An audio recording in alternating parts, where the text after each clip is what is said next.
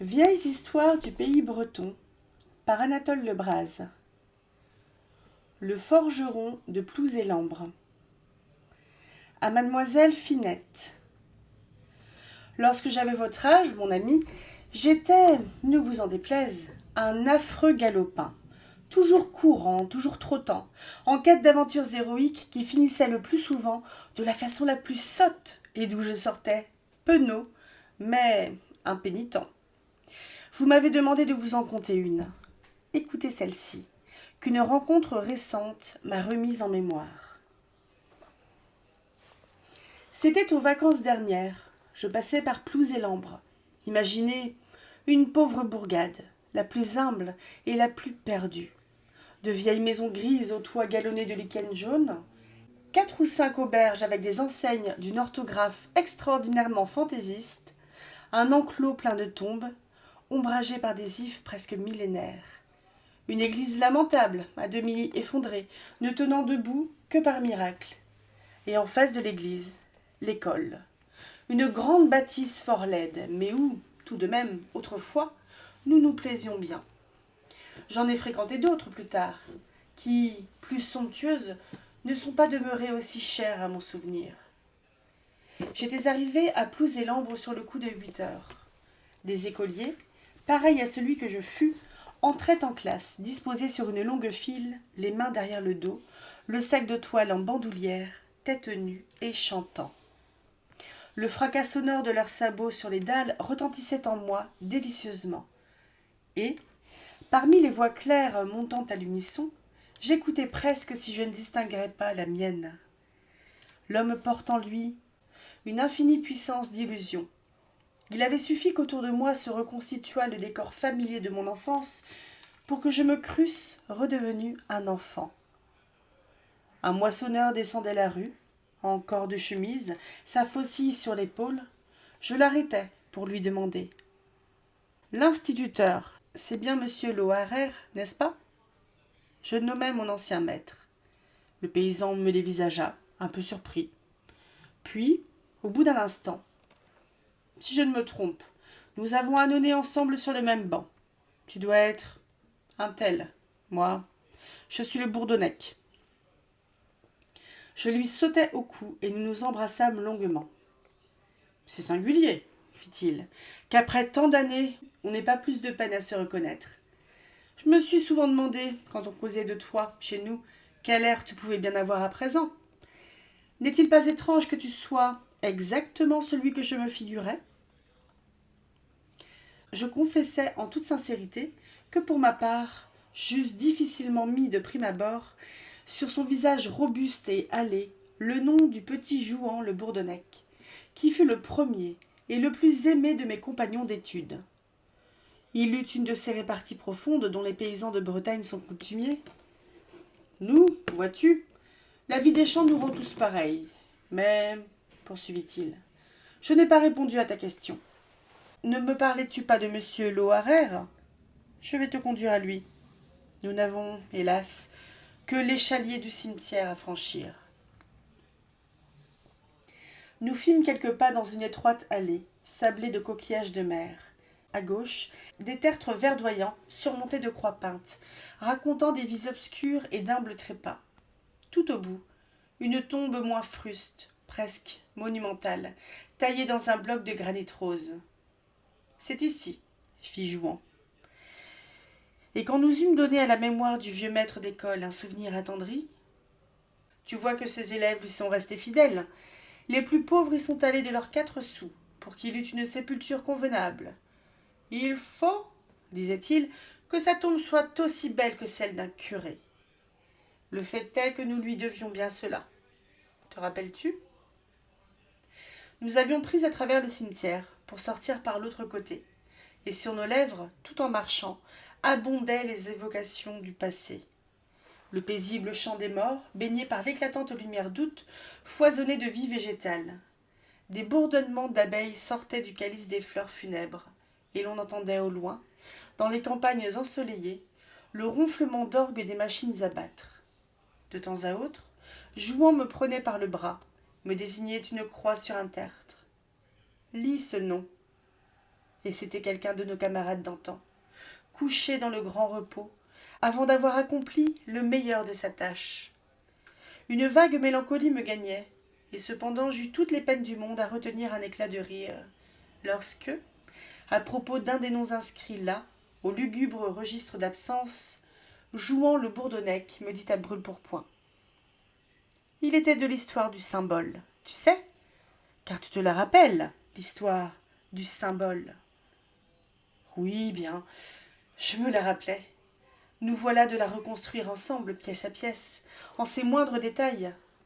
Cela se passait aux âges déjà lointains, où sous prétexte d'apprendre aux petits Bretons le français, dont ils ne possédaient pas un traître mot, on leur interdisait, même aux récréations, de se servir entre eux de la seule langue dans laquelle ils fussent capables de s'exprimer. Autant les condamner au silence. Mais l'enfant a l'ingéniosité d'un sauvage.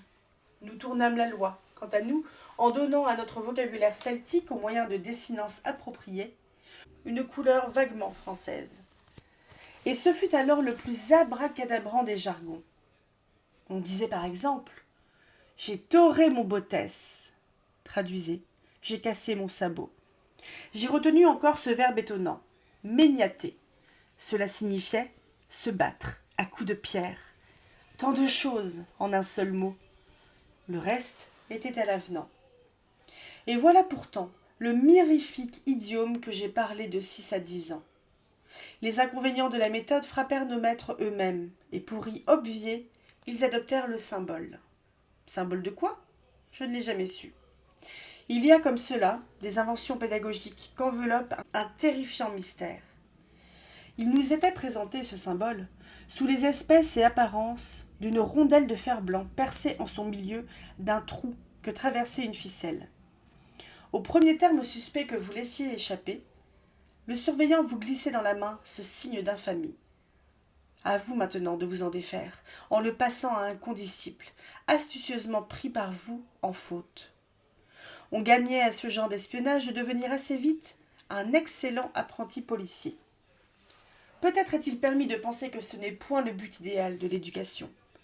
Le dernier détenteur du symbole, à la fin de la journée scolaire, restait 1 heure après le départ des autres à ranger les livres, à épousseter les bancs, à faire la toilette de la classe. Et donc, cette humiliation m'advint.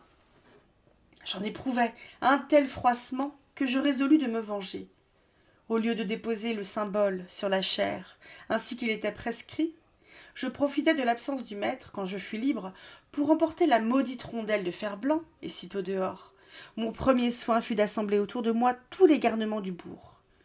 Ça, leur dis-je à peu près, il faut en finir avec cet instrument d'oppression. Qui le hait me suive, et faisons-lui les funérailles qu'il mérite. Ils s'écrièrent d'une seule voix. C'est cela, oui, qu'on l'enterre, qu'on l'enterre. L'instant d'après, nous étions en route pour le Rhin. Le Bourdonnec et moi marchions en tête de la bande. Les autres suivaient, hurlant et vociférant. Nous devions avoir un peu l'air d'une troupe d'apaches partant en guerre. Les gens et Bobby se pressaient sur les seuils pour nous regarder passer.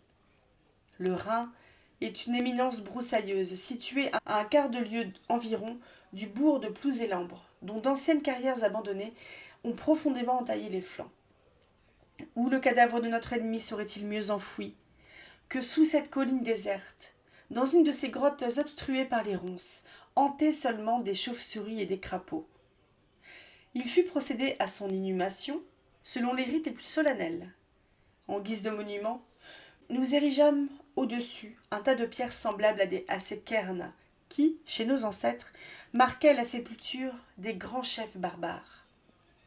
Puis, sur une couverture de cahiers cartonnés, fixée dans un rameau d'ajonc, l'un de nous, celui-là même dont une croix de bois noir venait de me rappeler le nom, écrivit au crayon ces 2 vers qu'un symboliste d'aujourd'hui, soit dit sans jeu de mots, ne désavouerait peut-être pas. Sigi, le symbole. On pourra parler breton à l'école. Ce sont probablement les seules rimes qu'il ait jamais assemblées. Que Dieu les lui pardonne. Pas n'est besoin, je pense, de vous apprendre que le lendemain, le symbole était ressuscité, sinon le même, du moins son frère. Si j'en crois mon ami le Bourdonnec, nous fûmes, pour cette escapade, battus de verges. Tout en devisant de la sorte, je m'étais laissé entraîner par Jouan vers sa métairie du Golaude. Il tenait à me présenter à sa femme, Monna Dizès, voyons, la fille du meunier de Nizilzi, une petite futée qui faisait sa première communion l'année où nous faisions, nous, notre troisième. Il ajoutait, d'un ton philosophe, « Ah, elle a quelque peu épaissi depuis lors. » La petite futée s'était, en effet, changée en une opulente matrone, mais qui me reçut de la manière la plus accorte, avec une bonne grâce paysanne à laquelle il n'était guère possible de résister. Je dînai donc au Golaude le matin, j'y soupai le soir, et il fut entendu, malgré mes protestations d'ailleurs assez faibles, que j'y passerais la nuit. Nous causerons dans l'air, au pied des meules de blé sous les étoiles, disait Jouan. Et Monna Dizès ajoutait, nos lits valent bien ceux de l'auberge, la couette est de fines balles d'avoine, vannées au vent de mer, et les draps sont en toile de Bretagne parfumés de fleurs de lavande. Vous y dormirez, croyez-moi, d'un franc somme, et comme la chambre est au levant, le soleil béni vous bonjourera gaiement au réveil. Restez. Je restai. L'après-midi fut consacré à parcourir le domaine. Nous ne rentrâmes que pour le repas du soir, que nous prîmes à la table commune, dans la grande cuisine, parmi les servantes, les bouviers et les pâtres. Il fut exquis ce repas, assaisonné de propos rustiques, de menues histoires locales que ces braves gens contaient à mots brefs, sans lever le nez de leur écuelle, avec des rires silencieux. C'était le charme de la vie patriarcale retrouvée. Monna présidait, debout, et distribuait les parts, en disant à chacun, selon l'usage antique, « Grand bien vous fasse ». À quoi l'on répondait, « Dieu vous le rende ». Le souper fini, Jouan le Bourdonnec récita le Deo Gratias, et nous nous acheminâmes vers l'air où les tas de gerbes dessinaient en noir sur le couchant de pourpre leur haute silhouette pyramidale. Jouan me convia à m'asseoir auprès de lui sur le timon d'une charrette.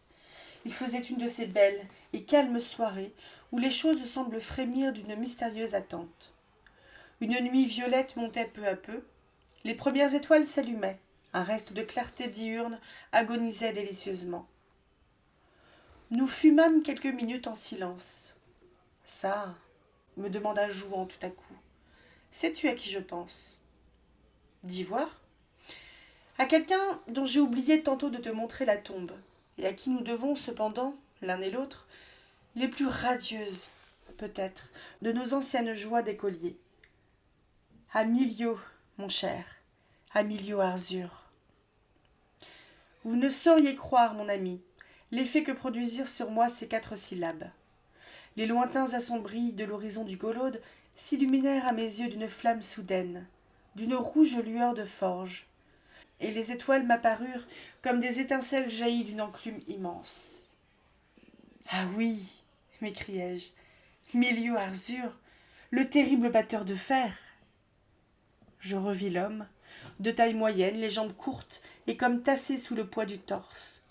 Des épaules quasi trop vastes, presque pas de cou, et des bras de géant, des bras velus, avec des biceps en boule qui montaient et qui descendaient. La tête était rude, hirsute, encadrée d'une barbe en collier aussi raide que poil de brosse. Les joues rêches, excoriées comme un vieux cuir, étaient incrustées, damasquinées de limailles de fer qu'on eût prises pour le pointillé bleuâtre de quelques tatouages anciens. Tout cela ne constituait pas précisément un ensemble très agréable. Mais ce qui contribuait plus que tout le reste à donner à la physionomie un aspect farouche et terrifiant, c'était la cavité vide de l'orbite gauche, d'où la prunelle avait été arrachée par un éclair incandescent, et que recouvrait mal un lambeau de paupières ombragées d'une touffe de sourcils. C'était, comme vous voyez, un véritable cyclope, à l'œil unique. Cet œil, en revanche, était d'une douceur qui rassurait, qui exerçait sur vous, au premier regard, une fascination de bonté.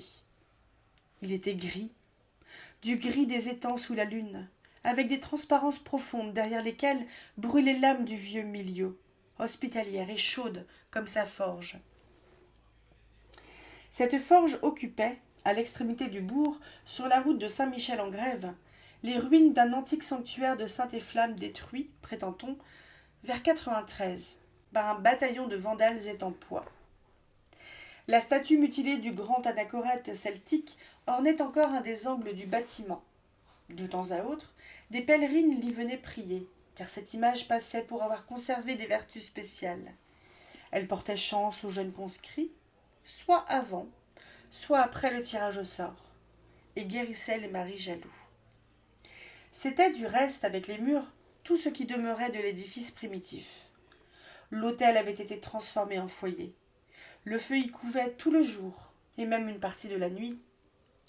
Miliau était un travailleur acharné, dur à la besogne, battant et forgeant, depuis l'angélus du matin jusqu'à l'heure où tintait Marie-Jeanne, la cloche tardive, dite la cloche des polissons. Il ferrait les chevaux, réparait les coutres de charrues, cerclait les roues des tombereaux et des chars à bancs, martelait les faux pour les foins et les faucilles pour les blés, aiguisait les tranchelards des ménagères, rétamait les bassins de cuivre et, au besoin, fabriquait les symboles.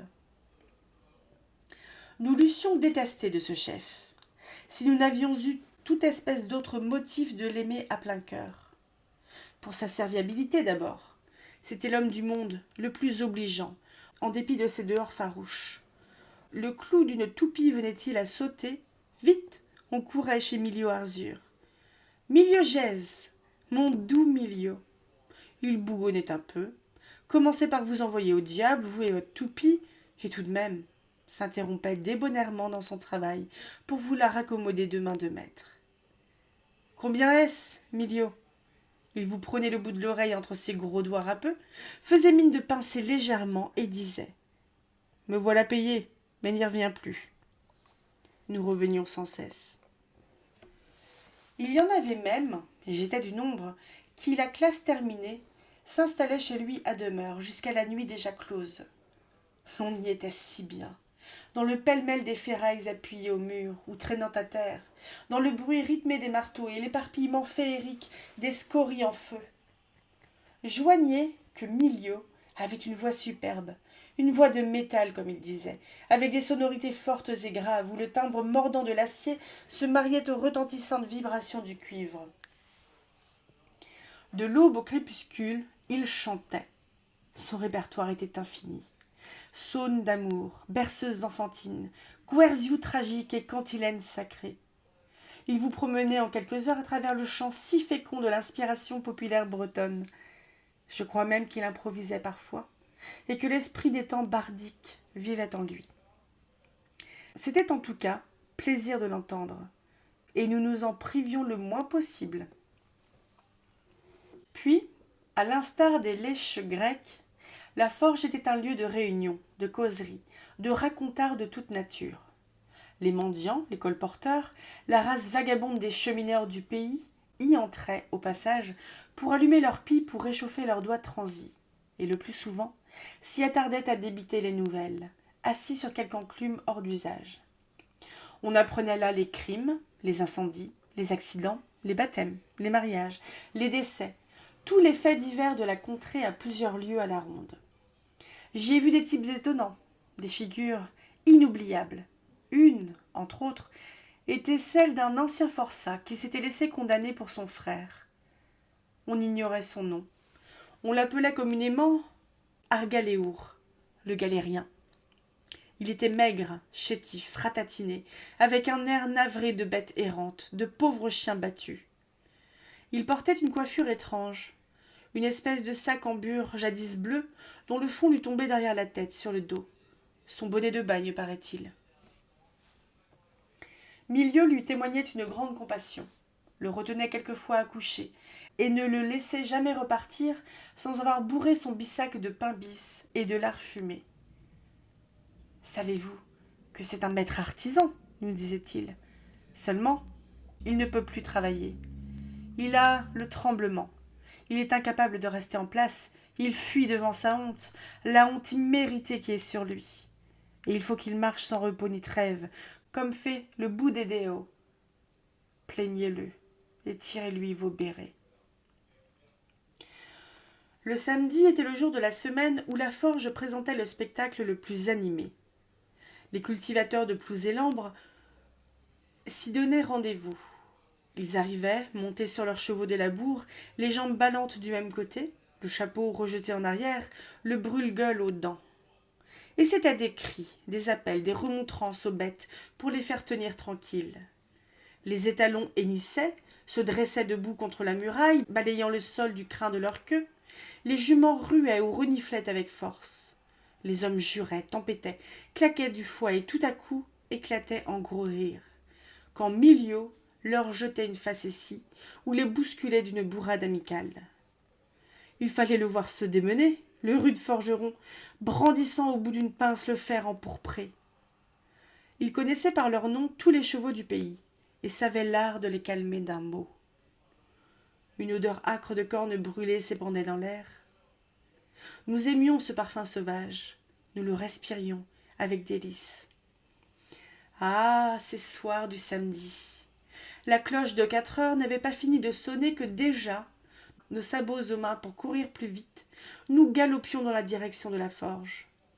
Ces jours-là, Miliau, affairé, ne dédaignait pas notre aide. C'était à qui s'offrirait le premier pour tirer sur le soufflet. Tirer sur le soufflet, c'est-à-dire sur la corde qui le faisait mouvoir. Quelle fonction enviée! On se la disputait généralement à coups de poing. Des générations de gamins se sont suspendus à cette pauvre corde, toute noire de suie et terminée par une cheville de bois dur que des milliers de mains avaient polie comme un vieil ivoire.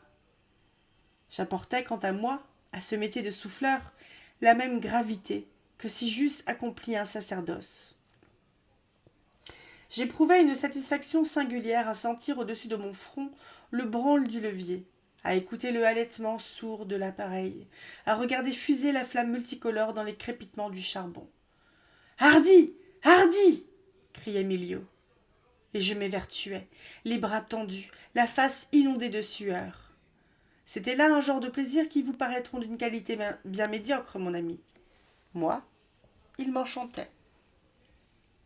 Le nom de Miliau Arzur, prononcé par Jouan, suffit à me faire revivre, comme dans un éclair, toute la magie éteinte de mon passé d'enfant. Je demandai. Est-ce qu'il y a longtemps qu'il est mort, le maréchal Borgne, le forgeron de Saint-Efflamme ? On célébrera son anniversaire à la Noël prochaine, me répondit le Bourdonnec. Il secoua la cendre de sa pipe, baissa la tête et demeura un moment sans parler. Oui, et il n'est pas mort comme tout le monde, reprit-il. Ce qu'il y a de pis, c'est que j'ai été, très involontairement, la cause de son trépas. Allons donc, comment cela ? Je veux te le dire, ça me soulagera. Et moi, mon ami, je veux vous redire à mon tour cette extraordinaire aventure, telle que je la tiens des lèvres de Jouan le Bourdonnec. Elle vous prouvera qu'au pays de mon enfance, l'âme triste de la légende n'a pas cessé de fleurir. L'hiver précédent avait été rude, surtout vers la fin de décembre, aux approches de Noël. Il faisait un temps de chien, ou plutôt un temps de loup. Un mercredi, veille de la nativité, Jouan le Bourdonnec se rendit chez Miliau Arzur. « Vieux père, lui dit-il, j'ai vendu, voici près de 2 semaines, une charge de fagots au notaire de Plufur. J'attendais pour les charroyer que les routes fussent redevenues praticables, mais il paraît qu'on meurt de froid chez le tabellion. Il m'envoie prévenir pour son clerc qu'il faut que la commande soit livrée pour après-demain. Donc, Miliau, tape ferme et dur, car j'ai besoin pour mon harnais de 3 chevaux d'une belle douzaine de fers à glace. » Le forgeron le dévisagea d'un air furieux. « Ah, ça ! Par la barbe du roi Arzur, mon ancêtre, vous vous êtes donc tous donné le mot dans votre satané quartier du Golode. »« Quoi ? Quoi ? Milieu de mon âme, qu'est-ce qu'il y a donc ? Il y a que ton voisin Mérère sort d'ici, et qu'avant lui, il en est venu 10 autres, également de tes environs, tous criant et clamant. « Une douzaine de fers à glace, Miliau, pour l'amour de Dieu !» J'aurais les 100 bras du géant Gaur, ma parole, qu'on ne me traiterait pas différemment. J'ai promis de servir les premiers arrivés. Les autres, eh bien, je leur ai indiqué l'adresse du diable, dont la forge ne chôme jamais, et dont les feux brûlent nuit et jour. Fais comme les camarades, mon garçon, si le cœur t'en dit. Jouant, le Bourdonnec ne se démonte pas vite. Il s'assit sur l'escabeau de chêne luisant, près du foyer, et repartit d'un ton tranquille. Tu ne me feras pas cet affront, Miliau. Tu as travaillé pour mon père, et même, je crois, pour mon grand-père. Tu ne voudras point que j'attrape peut-être ma mort à m'en aller à cette heure à pied dans la neige, acheter des fers tout faits et mal faits chez le maréchal expert de la rue des Juifs à Lannion. Non, mais tu consens à ce que j'attrape la mienne à forger pour toi et pour tes compagnons toute la nuit? Oh, toute la nuit, pour quelques douzaines de fers. Ce n'est pas, je pense, Miliau Arzur, ancien forgeron breveté des lanciers de la garde, qui parle de la sorte. Ah bien, si ce maladroit de Tinnévé, le maréchal expert, savait ça, il s'en ferait des gorges chaudes, et du coup, il aurait raison de prétendre que tu vieillis. Te voilà encore avec ta langue de vipère jouant. Oh, il ne l'a jamais dit devant moi. Si grande qu'il ait la bouche, j'ai la paume assez large pour la lui fermer. Tu ne ferais que ton devoir. Les Bourdonnecs peuvent, mieux que personne, attester ce que je vaux. L'instant d'après, Miliau suivait Jouan à l'auberge d'en face, trinquait avec lui, debout, devant le comptoir, et, le verre bu, disait en s'essuyant les lèvres du revers de sa manche. Les fers seront prêts pour demain matin. L'énorme soufflet de cuir ronfla furieusement ce soir-là, dans la forge de Saint-Efflamme. Sur les 11 heures, Brun, le petit apprenti, demanda « Sauf votre respect, maître, y a-t-il encore beaucoup d'ouvrages ?»« Ça diminue, » répondit Miliau. « Tes bras commencent à réclamer un peu d'huile de repos, hein, garçonnet ?»« C'est à cause de la messe de minuit. Si ça ne vous faisait rien, j'aimerais bien y aller. »« La messe de minuit, » répéta le forgeron stupéfait. « Faut-il qu'il m'ait fait perdre la tête, tous ces couers ? J'avais, par ma foi, oublié que ce fut Noël. Dire que Christ va naître et que je suis là comme un mécréant à battre le fer. Ah, si je n'avais pas donné ma parole à cet enjôleur de Bourdonnec. Mais je ne peux pas. Non, vraiment, je ne peux pas. Je suis lié par ma promesse. Toi, petit, tu es libre. Va, mon bonhomme, va. Seulement souviens-toi de réciter un pater à mon intention, quand tu feras tes dévotions devant la crèche. En un tour de main, l'apprenti eut jeté bas son tablier en peau de mouton et débarbouillé sa figure dans le baquet d'eau tiédie où l'on mettait à tremper les fers rouges. Quand il fut dehors, Milieu demeura un moment tout triste et comme sans courage. Les cloches carillonnaient allègrement dans le grand silence de la nuit. Puis des pas retentirent, un fracas de sabots cloutés sonnant clair sur le chemin durci. Le front collé à la vitre d'une lucarne, Milieu vit défiler des groupes de gens, hommes et femmes, gars et fillettes, qui tous se dirigeaient du même côté, vers l'église. Ils marchaient vite, en balançant leurs fanaux dont la menue flamme jaune vacillait au vent d'hiver. On entendait les voix, les rires. D'aucuns, en passant devant la forge, criaient « Ohé, Milieu, viens-tu » D'autres disaient « Bénos de Délec, au forgeron de Saint-Efflamme » Il les regarda disparaître les uns après les autres par l'échalier du cimetière, derrière le rideau noir des ifs, et il se murmurait à lui-même. « Je devrais les suivre. Ma place est parmi eux, là-bas, près des balustres du chœur. » Le carillon des cloches, dont les sons se précipitaient avant de s'éteindre, semblait l'appeler, le presser d'accourir. « Dépêche-toi, Milieu, dépêche-toi ! Bim-baum, bim-baum, baum !» Elle l'obsédait, ces cloches. Pour ne les entendre plus, et aussi pour changer le cours de ses idées qui tournaient au noir, il reprit sa grosse masse, se remit à coups redoublés à battre le fer. Il ne s'arrêtait de battre que pour tirer sur le soufflet, et de tirer sur le soufflet que pour battre. Il battait. Mais, chose étrange, la masse, si docile d'ordinaire, déviait à tout moment sur l'enclume. Et le fer chaud, le beau fer souple couleur de feu, au lieu de chanter sous le marteau, exhalait un bruit strident, comme une plainte. Miliau en éprouva une sorte d'angoisse. Des pressentiments sinistres voletaient autour de lui. Pour se redonner du cœur, il entonna une saune alerte, la saune des filles de Plouz-et-Lambre, dont il était l'auteur. Mais il n'avait pas achevé le premier couplet qu'il s'interrompit. On venait de heurter à la porte. Voilà quelqu'un qui arrive à point, pensa-t-il. La solitude est une marâtre. Je commençais à avoir peur de je ne sais quoi. Ce fut d'une voix joyeuse qu'il cria. Entrez! Il s'attendait à voir paraître la figure connue d'une de ses pratiques habituelles, ou encore d'un de ces nomades que dans la saison des grands froids il avait coutume d'hospitaliser. Justement, le vieux forçat ne s'était pas montré depuis plusieurs mois. Gageons que c'est lui, s'exclama Miliau. Mais non. Ce n'était pas Argaléour. L'homme qui passa le seuil était de haute taille, le buste court, les jambes d'une longueur démesurée. Son corps efflanqué flottait dans des vêtements trop larges. Ses os craquaient en marchant, comme prêts à se disjoindre, à s'effondrer en tas. Quel est ce particulier bizarre ? Se demanda le forgeron. L'homme souleva son feutre, découvrit un visage étrangement maigre, aux yeux caves, au nez camard, qu'on eût dit rongé par une lèpre, aux mèches rares et grisonnantes, souillées de boue. Il prononça. « J'ai entendu que vous travailliez, malgré l'heure tardive et quoique ce fût nuit de Noël. Alors, j'ai frappé. »« C'est bien, » répondit Miliau. « Avancez au feu, si vous désirez vous chauffer, mais fermez la porte, car il gèle terriblement. » Et en parlant ainsi, il n'eût su dire si c'était l'air du dehors ou la présence de ce singulier visiteur qui lui avait donné subitement si froid. Ce qui est sûr, c'est qu'il se sentait transi. L'autre repartit avec calme. « Je ne me chauffe jamais. »«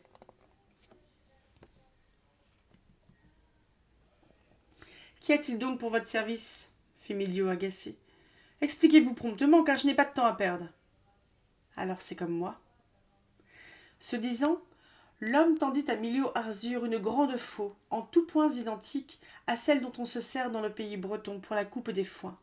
« Voilà, » poursuivit-il, avec un flegme grave, « il s'agirait de me rajuster cette faux.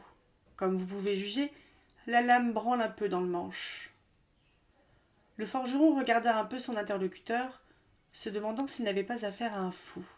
« Bah, se dit-il, le moyen le plus rapide de me débarrasser du personnage, c'est de réparer en un tour de main son instrument. Un rivet et 3 coups de marteau suffiront. » Il prit la faux et la coucha sur l'enclume. Tout en besognant, il questionnait l'homme.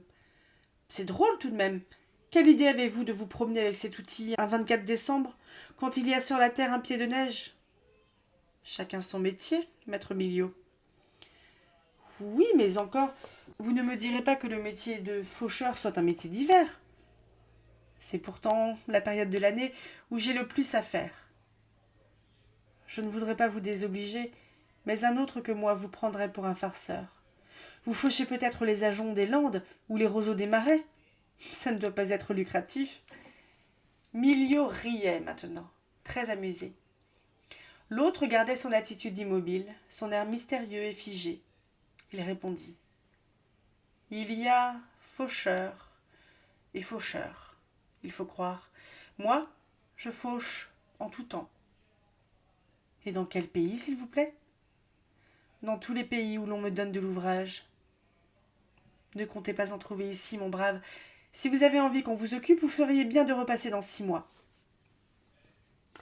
Je suis cependant demandé chez Gonéry Lesveur. » Le forgeron eut un haut le cœur. « Chez Gonéry Lesveur, de Poulru ? Vous plaisantez ? » ?»« Je ne plaisante jamais. »« Vous êtes prié d'aller faucher au Poulru chez Gonéry Lesveur, » insista Miliau, qui n'en revenait pas et que l'assurance impassible de l'inconnu décontenançait. « Parfaitement. Et Gonéry vous attend. Il faut que je sois à sa porte avant le chant du coq. » C'est donc que ce pauvre Gonéry a complètement perdu la tête. Au reste, voilà quelques jours, paraît-il, qu'il n'est pas bien. Il est possible.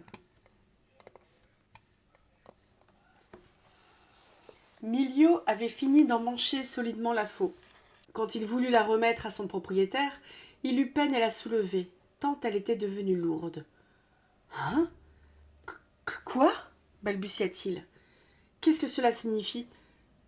L'inconnu, lui, la souleva aussi légèrement qu'il eût fait d'une plume, et posa sa main sur l'épaule du forgeron.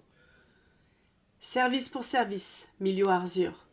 Il est écrit « Malheur à celui qui reste sourd à la voix de l'ange et qui se ne met pas en route pour la crèche sainte, avec les mages et les bergers. Tu as enfreint le précepte, tu dois expier. Mais parce que tu t'es montré charitable à mon égard, je veux en user de même envers toi. Je ne repasserai par ici qu'après avoir terminé ma tournée du Poulru. Ainsi, tu auras le temps de te confesser et de te repentir. À bientôt. » Le sinistre personnage était déjà dehors, quand le pauvre Miliau comprit enfin qu'il venait de travailler pour l'Ankou. À la place où s'était posée la main du faucheur d'hommes, son épaule était glacée, et le froid terrible, le froid mortel, commençait à se répandre de proche en proche. L'apprenti qui rentrait de la messe ne put retenir un cri de stupeur devant la face livide de son maître. « Retourne à l'église, » lui dit Miliau, et prie le recteur de venir. Cela presse. Un quart d'heure plus tard, les gens du bourg, en train de réveillonner dans les petites maisons closes, entendirent tinter dans la rue la clochette de l'extrême-onction. Et tous se demandèrent, troublés, dans leur gai repas de Noël. Quel est donc le chrétien qui meurt au moment où Jésus vient de naître? Certes, ils étaient loin de penser que ce fût le forgeron de Saint-Efflamme. Miliau raconta son histoire au prêtre, fit son acte de contrition, reçut les derniers sacrements et ferma les yeux. Des voisines accoururent pour le veiller. Vers le jour, comme une aube triste commençait à blêmir au dehors sur le vaste pays neigeux, il entr'ouvrit les paupières, fit signe à Brun, l'apprenti, et lui murmura dans l'oreille. « Tu diras, à Jouan le Bourdonnec, que sur les 12 fers, je n'ai pu en parachever que 10. Il voudra bien m'excuser, quand il saura qu'il n'y a point de ma faute. » Dans les fermes d'alentour, des coqs chantèrent. À partir de ce moment, il ne bougea plus. Une des femmes, ayant imaginé de lui passer un chapelet dans les doigts, s'aperçut qu'ils étaient rigides. On n'avait cependant pas vu son âme s'en aller. La fête de Noël à Plouzélambre fut annoncée ce matin-là par un double glas, et le fossoyeur eut à creuser 2 tombes, l'une pour Miliau Arzur, l'autre pour Gonéry Lesveur. J'ai tenu à payer la croix de fer qui abrite le vieux forgeron dans la paix du repos final, me dit en terminant Jouan le Bourdonnec. J'aurais dû t'y conduire. J'y récite un De Profundis tous les dimanches. Il reprit, après un silence. C'est égal, vois-tu. Je ne songe pas à tout cela sans remords.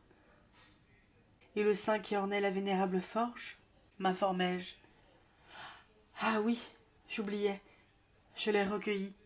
Il est précisément dans cette chambre de la tourelle où tu vas coucher. Vous l'avouerai-je, mon ami, je trouvais au bon saint une physionomie toute changée et comme dolente encore de la disparition de Miliau.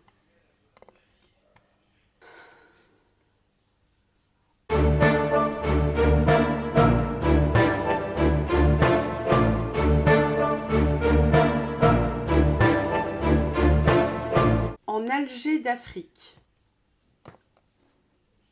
La bûche fusait doucement, comme ayant à épancher de petites confidences vieillottes. Lui contait de sa voix lente, les pieds au feu, les mains fourrées dans sa ceinture bleue de léonard. Il avait, avec les autres du régiment, fait la campagne de Tunisie, au pas de course, histoire de la conquérir, puisque, paraît-il, c'était urgent. De ces autres, parmi lesquels une douzaine de Bretons comme lui, il en était resté plus d'un, couché sur le dos, dans les grandes montagnes chauves, le ventre troué par des balles de Croumir. Et il ajoutait d'un ton de plaisanterie funèbre, avec ce rire grave qu'ils ont au pays de Saint-Égonec. Voici beau temps que leurs os ont blanchi, car les vautours, là-bas, ont vite fait de nettoyer une carcasse. Une voix dit dans l'assistance : « Dieu pardonne aux défunts !» Lui, du moins, en était revenu, la peau noircie comme le cuir d'un vieux harnais, mais sans couture.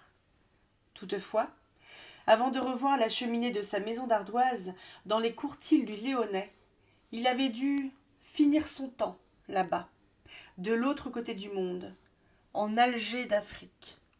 « Vous ne sauriez croire, reprit-il, après avoir trempé ses lèvres dans l'écuellée de cidre chaud. Vous ne sauriez croire avec quel sentiment d'aise je grimpais les ruelles tortueuses de la Casbah, où nous avions notre caserne. C'était précisément à l'époque de Noël. »« Ah oui !» prononça le frère aîné, qui venait de recevoir les ordres et qui célébrait le lendemain sa première messe. « Tu m'as parlé de cette Noël-là. Tu sais, entre nous, tu devrais peut-être t'en confesser. Ça n'est pas une chose très orthodoxe. »« Oh, ma confession est très simple, répondit-il. Et puisque tu m'y provoques, je vais la faire publiquement. » Les gens de la veillée s'écrièrent d'une seule voix. « C'est cela, Yvick. Nous t'absoudrons, nous autres. » Les filles de la maison versèrent dans les écuelles d'argile peinte une nouvelle ration de cidre fumant. Le soudard commença son récit.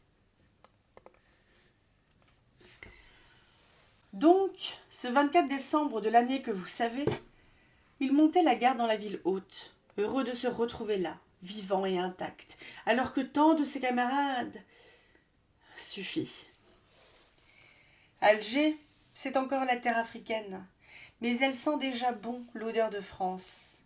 Il allait et venait, la crosse à l'épaule. À ses pieds, la ville blanche s'écroulait, ainsi qu'une énorme cascade d'écume fouettée par le vent jusqu'au bleu sombre de la mer. Car il ventait, à force. C'est là-bas, pour l'hiver, une manière de s'imposer. À chaque saute de la rafale, des houles d'eau s'abattaient, et dans le ciel, des nuages couraient d'une fuite éperdue. Il s'était pris à les situer ailleurs, ces nuages, et dans sa pensée s'ébauchait le contour idéal d'une autre terre, où leur ombre défilait processionnellement.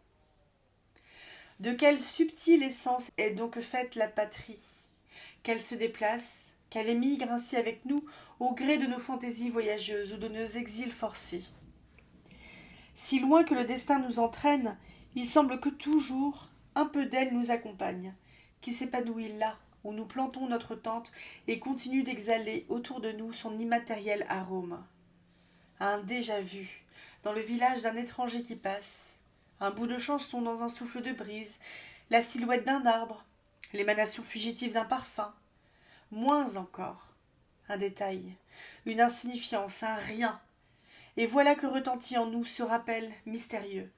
Voilà qu'au plus intime de nous-mêmes, une combinaison subite s'opère à notre insu, qui élimine tout ce qui contraste, groupe tout ce qui cadre avec l'image aimée du pays lointain. L'âme bretonne se prête plus aisément que tout autre à ce travail mystérieux. À mesure que tourbillonnaient les coups de vent chargés de grosses pluies, à mesure que s'allongeaient les envergures grises des nuages dans l'air, c'était comme des pans de la Bretagne qui se reconstruisaient lentement autour du conscrit Léonard, en vedette devant la Casbah. Un bruit de cloche, qui dans une accalmie montait de la ville basse du quartier français, tinta dans tout son être, profondément. Il se rappela que c'était Noël, la veillée sainte pour la naissance d'un Dieu. Et des choses d'enfance lui revinrent en mémoire, si douces qu'elles lui donnaient envie de pleurer. Oh, le manoir paternel, la flambée d'ajoncs dans l'âtre et le flip, ce punch d'Arvor qui bout joyeusement, et les châtaignes dorées dont la pelure craque. C'était maintenant comme une vision présente. L'horloge de la cuisine sonne 11 heures du haut de sa gaine de bois. Un remue-ménage secoue la ferme. Tout son monde est vite dehors, si ce n'est les bêtes, qui, ce soir-là, dit-on, causent entre elles, en langage humain, du nouveau-né de l'étable galiléenne. Il fait nuit noire, malgré les étoiles. On cherche sa route à travers les chemins crottés. Car elle est morte, la tradition des Noëls blancs de neige, et les saisons ont changé d'habitude, comme les hommes. Au cimetière, On s'oriente parmi les tombes d'ancêtres. Les portes de l'église, grand ouvertes, forment des baies lumineuses par où s'échappe la mélodie voilée du chant des femmes. Et dans le cœur des voix, domine la voix aimée, celle que le Léonard de la Casbah reconnaîtrait entre toutes, la vôtre, ô Glaudinaïque du Mézoubran, qui ne songeait guère à l'Afrique sans doute en psalmodiant les versets latins. Son rêve prenait une intensité de vie actuelle. Il s'y plongeait avec une infiniment délicieuse tristesse quand on le vint relever de sa garde. Il avait 1 heure devant lui, jusqu'à l'appel du soir. Combien volontiers il eût couru à la cathédrale si elle n'avait été si loin. Il dut se contenter de promener sa flânerie méditative à travers les petites rues grouillantes d'Arabes. Le crépuscule était brusquement tombé. Le ciel semblait une immense lave refroidie, piquée de scintillements. La caravane des nuages avait disparu. Soudain, comme il longeait une façade haute et morne, vint à son oreille un bruit léger, traînant, une sorte de murmure monotone qui pouvait être une prière et aussi une lamentation. Un porche étroit bâillait dans l'ombre. Il entra. Une enceinte vaste, douteusement éclairée, d'épais tapis jonchaient le sol et amortissaient les pas. Autour des piliers, vers le fond, des étendards verts pendaient à des hampes, comme les oriflammes dont on décore en Bretagne les murs des chapelles, le jour du pardon. De vagues formes accroupies, drapées d'étoffes blanches, grises, bleues, gisaient dans une immobilité silencieuse. De temps à autre, cependant, un nom s'échappait de leurs lèvres. Cela courait comme un frisson de vent sur une mer calme. On ne percevait qu'un mot, toujours le même. Allah. Allah. Alors seulement, le soudard de Santégonec comprit qu'il était dans un sanctuaire arabe, dans une mosquée, et que ces gens prosternés adoraient. Son frère prêtre l'interrompit à cet endroit de son récit. « Tu aurais dû t'en aller, Yvick. Tu aurais dû t'en aller à ce moment. »« Eh bien non, continua-t-il. Je restais. J'ajouterais même, pour être franc, que je ne songeais point à m'esquiver. Tout au contraire. Une envie irrésistible le prit, lui, chrétien, de joindre sa prière à celle de ses mécréants. Il s'agenouilla derrière leur file pressée, et dans la maison de Mohammed, il se mit, au milieu de toutes ses oraisons musulmanes, à réciter son oraison catholique, en breton. La voix du moufti, tout en haut de la nef, égrenait la lente mélopée du Coran.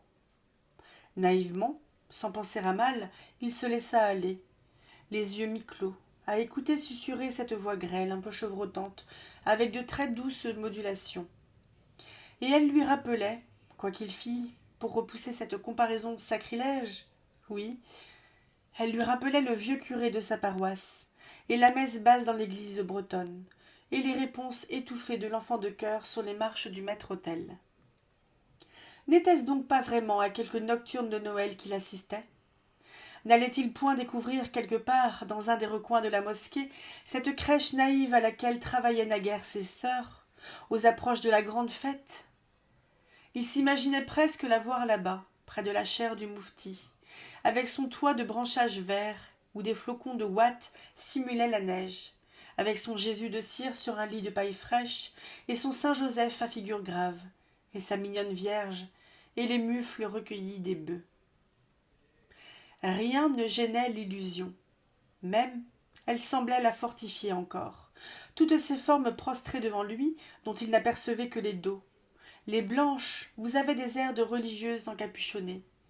Et, quant à celles de couleur sombre, on les pouvait prendre aisément pour des vieilles du pays de Saint-Égonec, enveloppées de longues mantes à cagoule qui servent dans les deuils et par les grands froids. Qui sait si elle n'était pas là, au milieu de ce monde exotique, sa Glaudinaïque de Mézoubran. Il aurait juré qu'elle allait se lever tout à l'heure, la messe finie, et sortir avec lui, fine et svelte, légèrement rougissante sous sa coiffe de dentelle, la coiffe des filles de Khmer, aux ailes déployées. On suivrait ensemble les chemins boueux, enjambant les flaques, avec de bons rires où sonnerait l'amour. Ensemble, aussi, l'on s'attablerait dans la cuisine de la ferme pour le réveillon commun, et ce serait une veillée exquise en l'honneur du Dieu Jésus qui vint au monde, salué par des pâtres. Mais Glodinaïque ne se leva pas. Ce furent les Arabes qui franchirent le seuil derrière lui, en le regardant de leurs yeux vifs, pétillants de haine. Dehors, c'était le même ciel immense de lave refroidie, où passaient, non plus les rafales mouillées de tantôt, mais des souffles aigres de bise qui vous coupaient la face. Et il sentit qu'elle était loin, la tiédeur qui passe sur l'aile des vents de Bretagne, même au cœur de l'hiver. Il remonta vers la caserne, vers la gouailleuse chambrée, la tête vide et sonnant creux, l'âme tout endolorie. Voilà, dit-il en terminant, pour parler comme mon frère l'abbé, ce n'est peut-être pas très orthodoxe, mais de cette messe de minuit, je me souviendrai à tout jamais. Puis, se tournant vers sa jeune femme assise sur le banc du lit, à gauche de l'âtre auprès des servantes, en aucune circonstance glodinaïque, pas même au pays des Croumires devant la mort, je n'ai pensé à toi avec plus de ferveur. Il se tut. On n'entendit plus, dans le grand silence, que le tic-tac de l'horloge et la chanson de la bûche qui agonisait.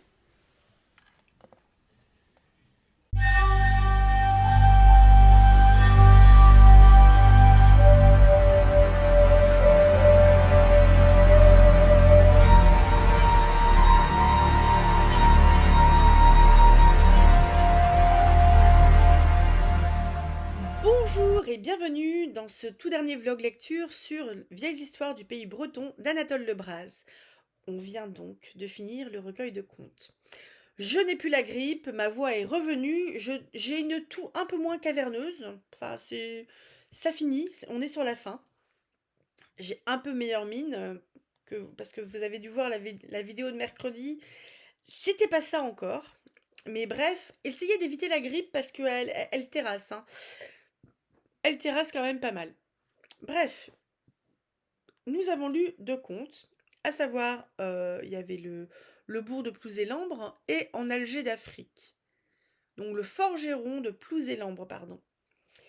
Bon après, je vais sûrement avoir une tendance à me répéter un petit peu comme ça d'un conte à l'autre parce qu'évidemment, sur les contes, surtout sur les contes d'une même région, en l'occurrence la Bretagne, on a beaucoup de thèmes qui vont revenir. Donc là, c'est de nouveau l'Ankou. On est évidemment sur les trucs de Noël parce que là, je vous en ai lu, je sais pas, 7-8 des contes de Noël.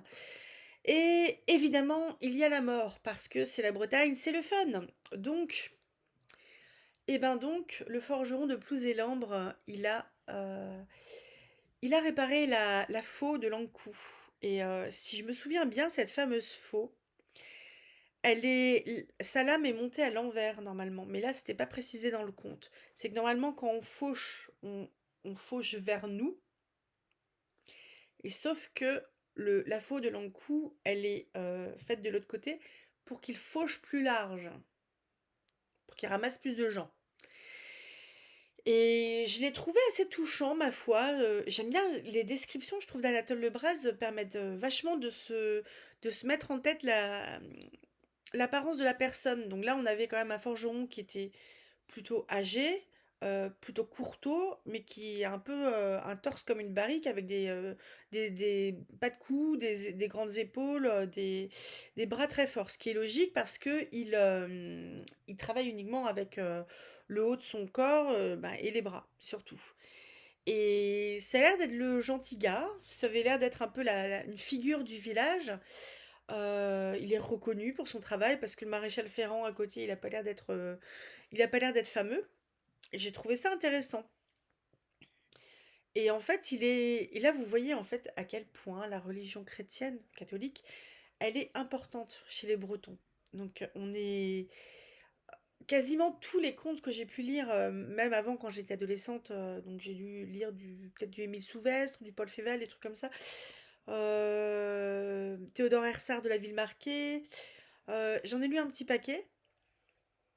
Yann Bréquilienne. Euh, on a quand même un peuple qui est globalement pieux. On a quasi tout le temps un peuple qui est pieux. J'entends pas du tout parler de gens qui ne croient pas en Dieu. C'est vraiment inclus dans la culture. je crois que c'est tellement inclus, marqué dans la culture bretonne de l'époque, hein, moi je dirais au 19e ou encore avant, que les gens y réfléchissent même pas, ça en fait partie, aller à l'église et tout ça, ça en fait partie, point. Et c'est un truc que j'ai l'impression que j'avais quand même un peu, au niveau de ma famille, mais sur les générations d'avant. Je pense notamment à mon arrière-grand-mère qui est née en 1900, hein. C'est une enfant du siècle, elle est née en 1900.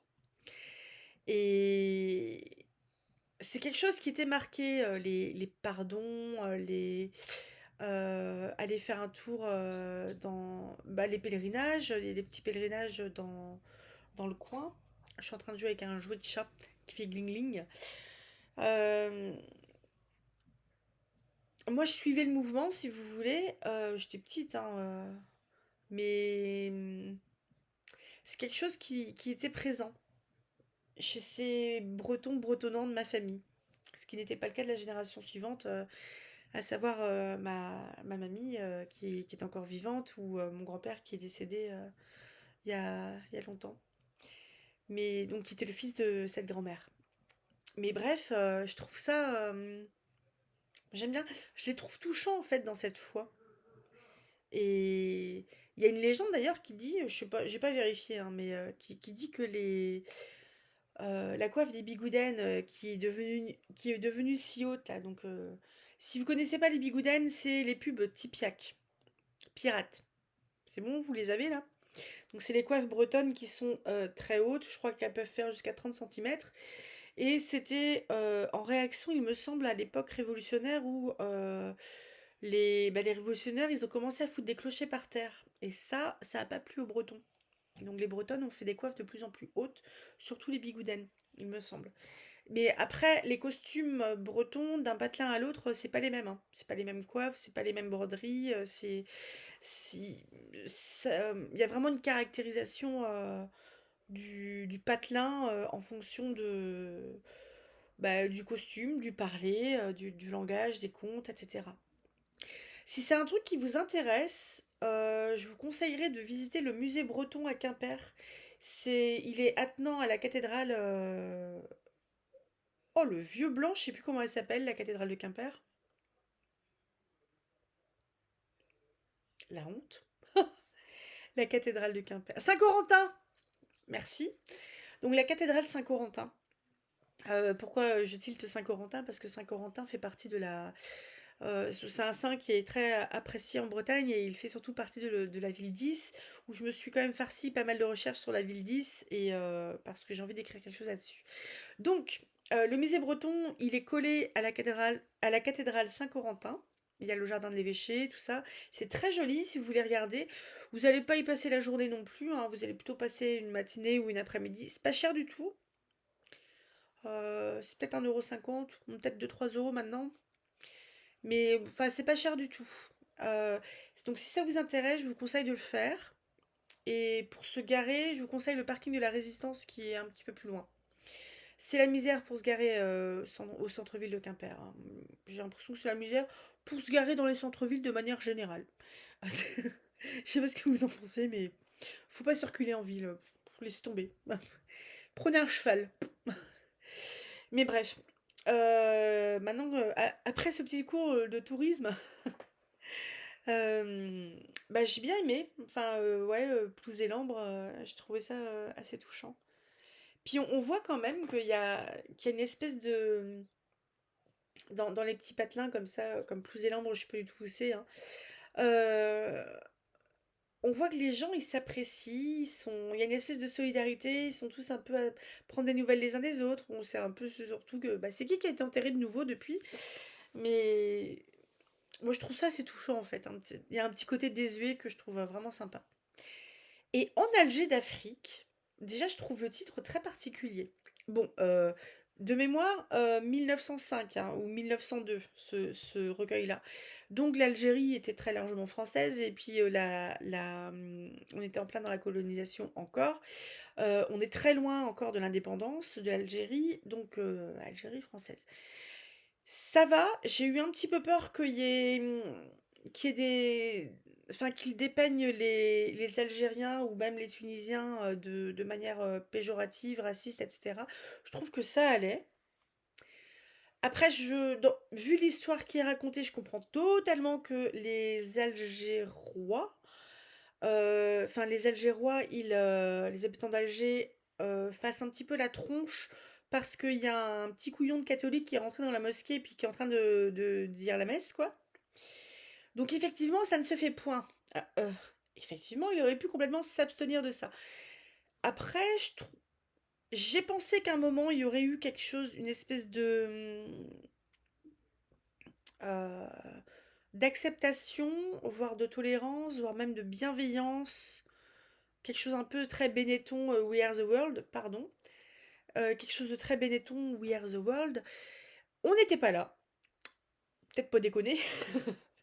Mais bon, j'ai une petite tendance à penser qu'un temple est un temple et que après tout, même si c'est pas le même Dieu compris, c'est un peu la même fonction. Donc sur le principe, ça me choque pas. Après, je suis pas quelqu'un de religieux non plus. Et je comprends tout à fait que ça choque. Mais bref, enfin le truc que j'ai aimé dans cette histoire-là, c'est que c'est le côté très naïf et nostalgique et que tout ce qu'il voyait en fait qui était étranger lui rappelait ce qu'il avait laissé derrière lui au pays. Et quelque part, je trouvais ça touchant. Mais on a vraiment, dans tous les contes que j'ai lus jusqu'à présent, là, bah, récemment, hein, d'Anatole Lebras sur la chaîne, il y a vraiment ce côté nostalgique, l'âme bretonne, etc., que je trouve touchant. Moi, j'aime bien. Je trouve ça chou. Donc j'espère que ça vous a plu. N'hésitez pas à me laisser un petit message si vous avez écouté tout ça, si ça vous a plu ou pas, si ça vous a choqué ou pas. Je suis quand même rassurée parce que je pense que si le conte en Alger d'Afrique avait été vraiment bien raciste comme il faut, enfin en gros que ça passait pas maintenant, si ça m'avait offensé, je l'aurais pas diffusé, je pense. J'aurais peut-être pu le dire, ou j'aurais peut-être pu dire bon bah j'ai sauté deux phrases par exemple, mais donc ça n'a pas été le cas. J'ai pas sauté de phrase. Je trouvais que ça allait, ça allait. C'est dans son jus, hein. Ce sont des textes qui datent, dans des textes qui datent, effectivement, le regard sur l'autre, l'autre qui est considéré comme un inférieur parce que colonisé, par exemple, ou une femme, oui, bah, des fois, hein, voilà. Donc j'espère que ça vous a plu, n'hésitez pas à me dire tout ça. On va laisser Anatole Lebras pour un moment. Je pense pas qu'on va y retourner, parce que j'en ai lu quand même pas mal. J'avais envie d'aller faire un tour du côté de Hans Christian Andersen, parce que j'ai un deuxième volume à lire. Je vais vous dire vite fait, parce que j'ai ouvert le document. Je crois que... Oh, je vais pouvoir dire qu'il est terminé. Les histoires de... Il est fini. Aïe. Donc là, j'ai les contes merveilleux de Hans Christian Andersen. C'est le conte numéro 2. C'est le tome numéro 2. C'est un livre qui fait 174 pages. Il y a des contes qui peuvent paraître très courts, d'autres qui tournent autour d'une dizaine ou une vingtaine de pages. Je vais vous dire vite fait ce que je connais. Il y a la petite fille aux allumettes, la petite poussette, la petite sirène, la princesse au petit pois, la reine des neiges, où il y a 7 histoires, 7 comme le chiffre, sur la reine des neiges.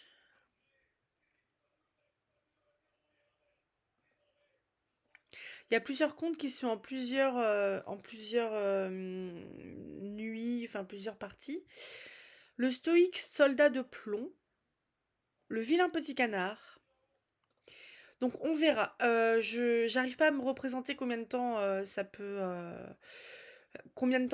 représenter de l'enregistrer. Je sais pas du tout. On verra.